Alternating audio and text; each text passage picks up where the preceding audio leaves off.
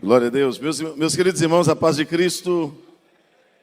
Que Deus abençoe você e sua casa com todas as sortes de bênçãos. Você que trouxe a tua Bíblia, vamos abrir.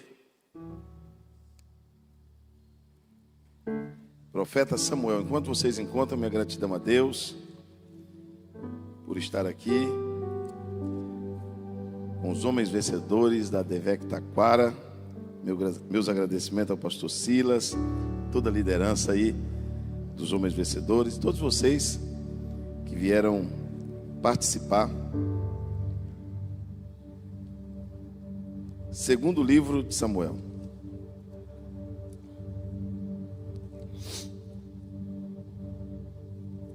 Segundo livro do profeta Samuel, capítulo de número 21.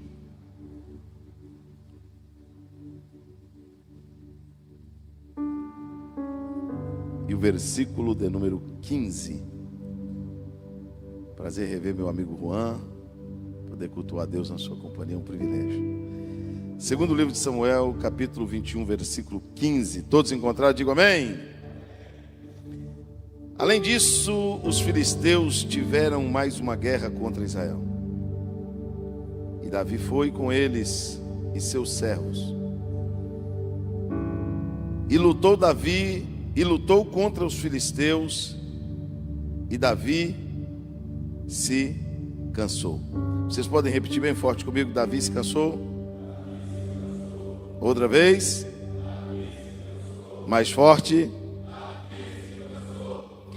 Eis-Bibenobe, que era um dos filhos do gigante, cuja lança pesava 300 siclos de bronze, estando este cingido com uma espada nova, pensou em matar Davi.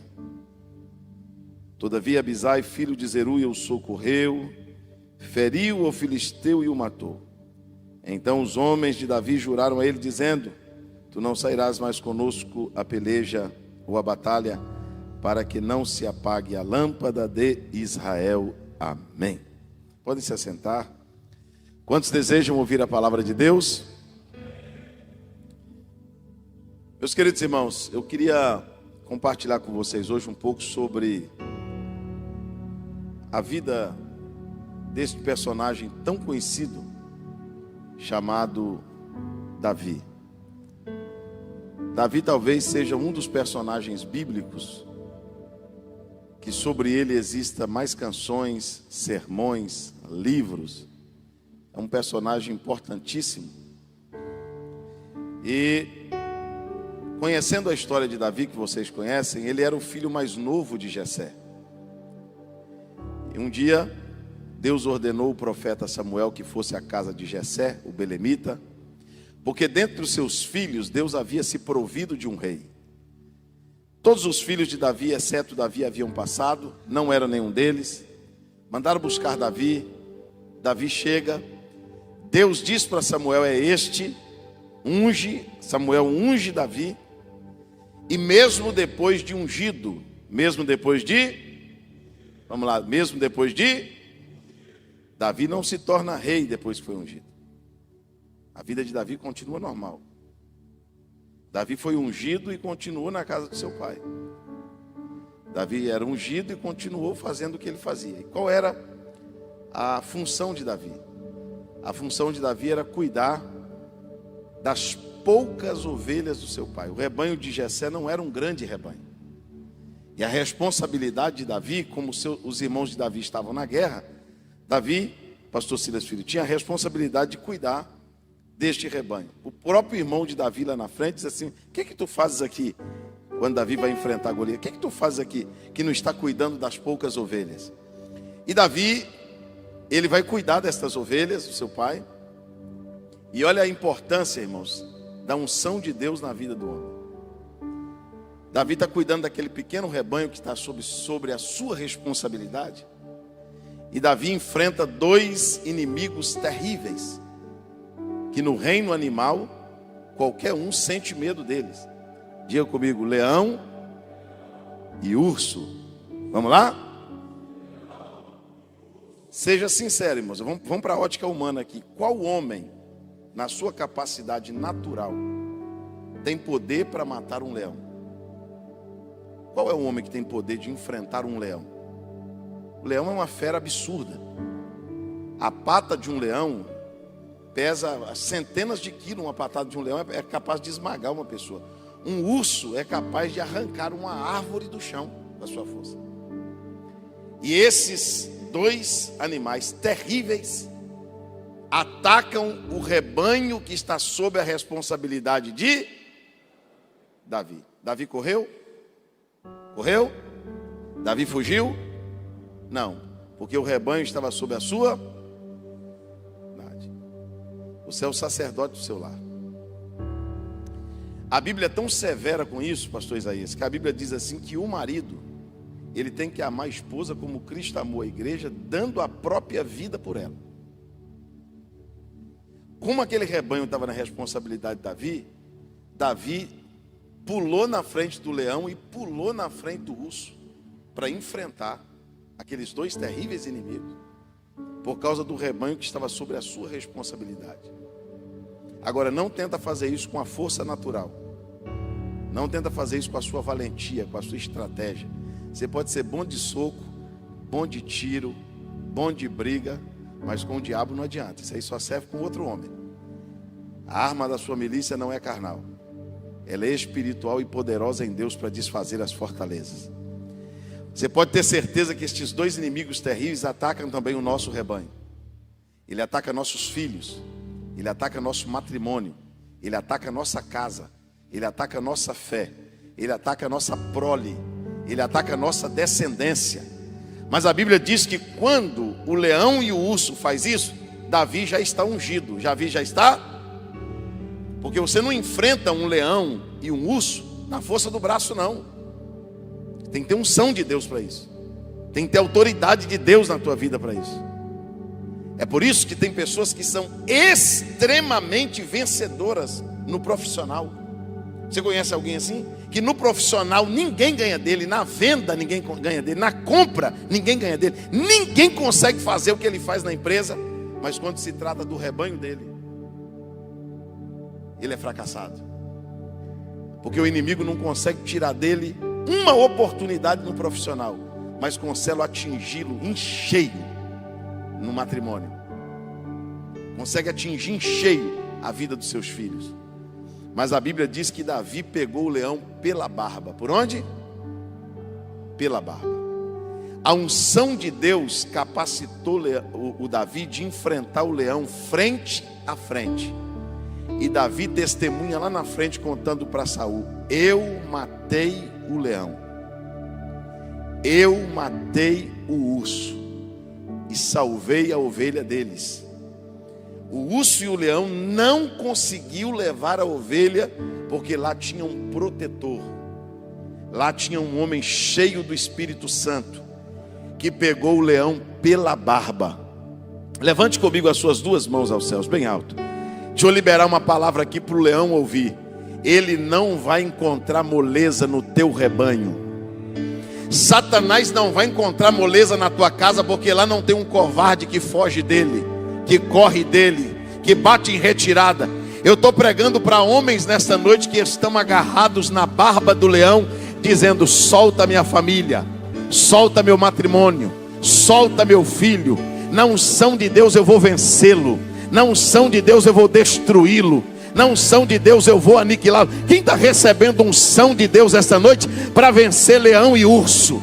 Quem está recebendo unção de Deus esta noite para sair vencedor na sua casa? Deus está dizendo: antes de te dar as vitórias públicas, eu lhe darei uma vitória secreta junto com o teu rebanho. Eu quero lhe dar vitória no matrimônio, eu quero lhe dar vitória na criação dos filhos, eu quero lhe dar vitória como sacerdote do seu lar. Você não tem que ser um herói do mundo, um herói do altar, um herói no campo, um herói na empresa, um herói no escritório. Primeiramente você tem que ser um herói na sua casa, um herói de fé, um herói de oração, um protetor da sua casa, um guardião da sua família. Se você concorda com isso, diga glórias a Deus. Sacuda pelo menos 2 homens vencedores aí, sacode pelo menos 2 homens vencedores, diga para ele assim: pegue o leão pela barba. Não, balança ele, diga para ele assim: lá da tua casa o leão não leva ninguém, porque lá tem homem e homem vencedor. Que vencedor é esse que deixa o leão levar a ovelhinha? Perde mulher, perde filho, perde família, perde os principais valores da vida. Tem um rebanho sob a sua responsabilidade. E mais do que um provedor, você precisa da unção de Deus para vencer os seus inimigos espirituais. Davi vence o leão, vence o urso, mas as batalhas não acabam. Elas não terminam, elas mudam de fase, de tempo. E agora, pastor Josué, o Davi, ele vai até a guerra porque seu pai dá uma ordem para ele. E Davi era ungido. Davi era o quê? Ungido. Ungido fazendo o trabalho simples de levar comida para o campo para os irmãos. Porque o ungido não se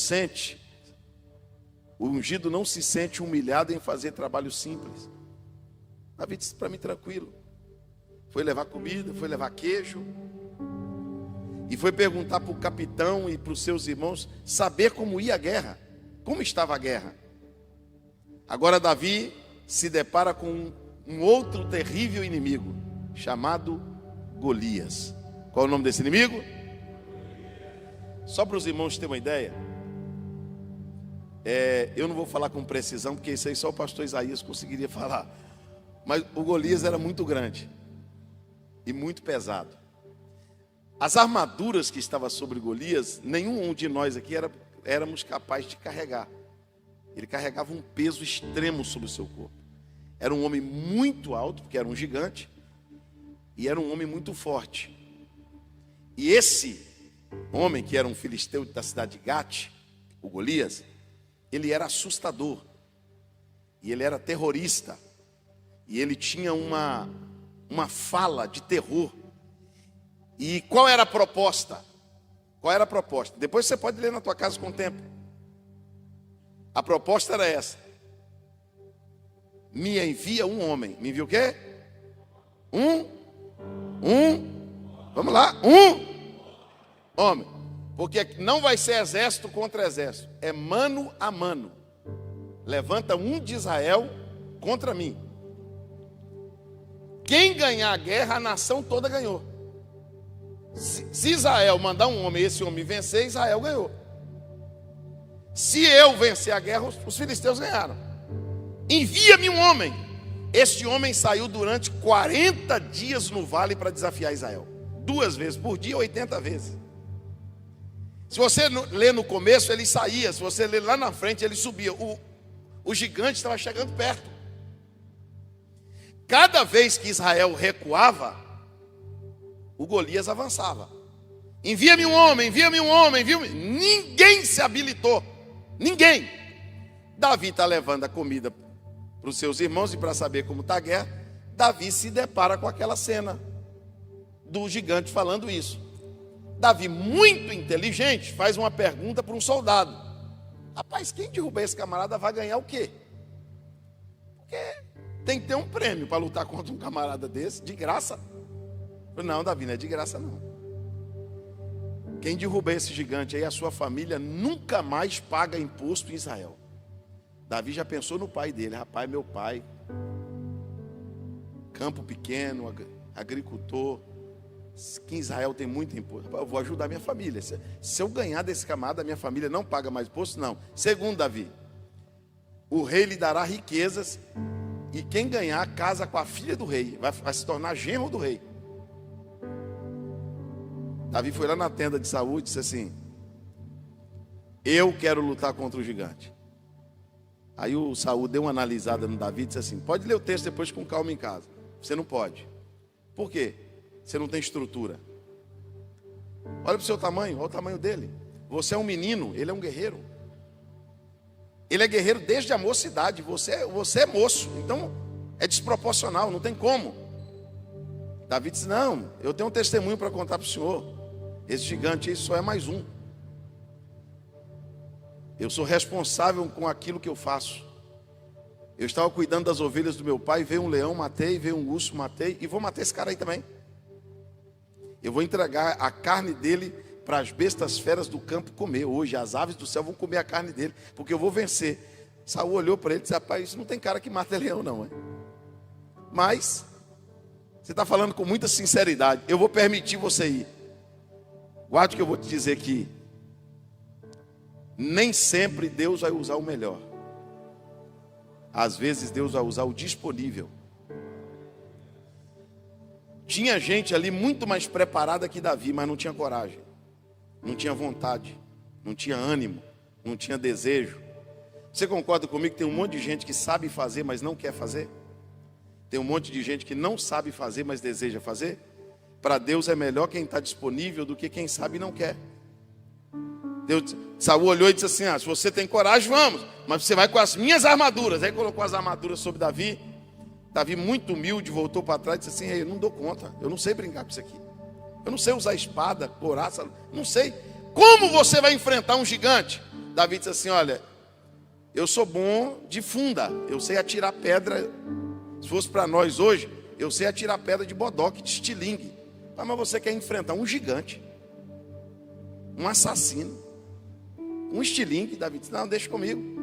Davi foi no ribeiro, pegou 5 seixos, 5 pedras lisas, colocou no seu alforje de pastor.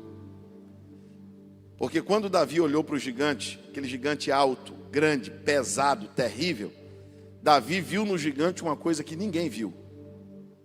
Todo mundo via um gigante. O que todo mundo via? O que todo mundo via? Só Davi viu um incircunciso. Davi não perguntou: quem é esse gigante para desafiar o exército do Deus vivo? Davi não fez essa pergunta. Quem é esse grandão para desafiar o exército do Deus vivo? Davi não fez essa pergunta. Davi perguntou: quem é este incircunciso? Davi sabia que o circunciso era o macho nascido em casa que fazia um pacto com Deus. Todo circunciso trazia no seu corpo uma marca de Deus. Davi analisou o gigante e disse assim: não, é grande, é pesado, está bem amado, ele está bem armado, mas ele não tem a marca que eu tenho. Ele é gigante, mas o ungido aqui sou eu. O gigante é ele, mas quem tem a marca de Deus sou eu. Esse gigante vai cair porque Deus é comigo. Dê a mão para esse irmão que está ao teu lado. Diga para ele: não é tua força financeira, não é tua força física. Diga para ele assim: não é o grau de QI que você tem, irmão. Diga para ele assim: é a marca que você carrega, é o Deus que você serve, é a unção que você traz sobre a tua vida. Levanta a mão desse guerreiro lá em cima, levanta a mão dele. Você está levantando a mão de alguém que vai derrubar gigantes. Eu estou olhando para homens aqui que a tua vida dá para escrever um livro, dá para fazer um filme com a tua história. Já se levantou oposições, já se levantou batalhas, já se levantou gigantes na tua vida que humanamente você nunca teria possibilidade de enfrentá-los. Mas o Deus que você serve, Salmos de número 144, ele adestrou tua mão para a peleja e os seus dedos para a guerra. Quem acredita que Deus está te dando habilidade para enfrentar guerras tremendas, guerras grandes? Levante a tua mão, dê glórias a Deus. Deus está adestrando as suas mãos para a peleja, seus dedos para a guerra. Deus vai te dar vitória sobre este oponente, o nome dele vai ser glorificado na tua vida. Quem tem a marca de Deus aqui?